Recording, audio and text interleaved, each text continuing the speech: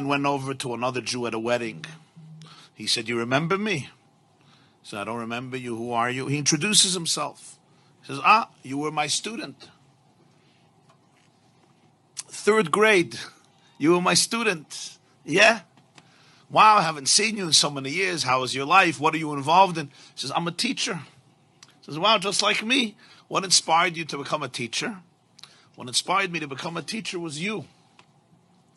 He said, "How did I inspire you to become a teacher?" "I saw what an impact you had on me. I realized what an impact I can have on children. I decided to go into education." He said, "What type of impact did I have on you?" So he said, "I'll remind you, but I'm sure you remember the story.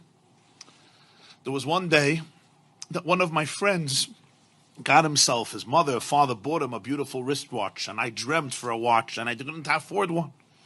So I decided to steal his watch. He had it in his pocket.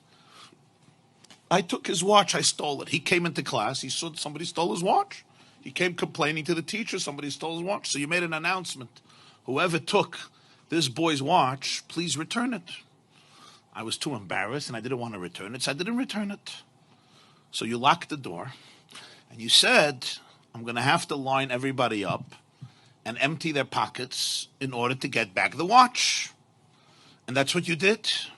And I thought to myself, this is going to be the most shameful moment of my life. And then you said, "All boys line up at the wall, but I want everybody to have their eyes closed. Everybody's eyes must be closed." And you went from pocket to pocket, and everybody's eyes were closed. And then you came to my pocket, and you found the watch, and you took it out, and you went through everybody's pockets with everybody's eyes closed. And then you said, "Okay, everybody can open their eyes." You gave the watch back to its owner, and you never, ever said a word to me throughout the entire year. You never mentioned the story. You never mentioned the episode. And when I thought to myself how you saved my dignity that day, instead of being stereotyped as a ganev, as a thief, as a shakran, as a liar, as a no-goodnik, as a despicable child, you really saved my soul. You saved my dignity.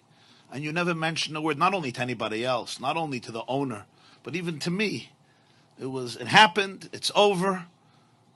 I understood the message. And when I looked at that, I saw it. I said, wow, this is what a teacher is. This is what a real educator is. This is what I want to do with my life. And therefore I went into education. The teacher is listening to him and he says, wow, that's amazing. That's really amazing. But he says, but Rebbe, you don't remember the story? Like when you see me and you hear my name, I'm sure you remember the story that I stole the watch and what you did, and you didn't want to embarrass me, so you had everybody's eyes closed. And I'm the person, he says, actually, I don't know. I wouldn't know. I wouldn't know the story. He says, why not? Like, it's a pretty dramatic story. He said, because I also closed my eyes.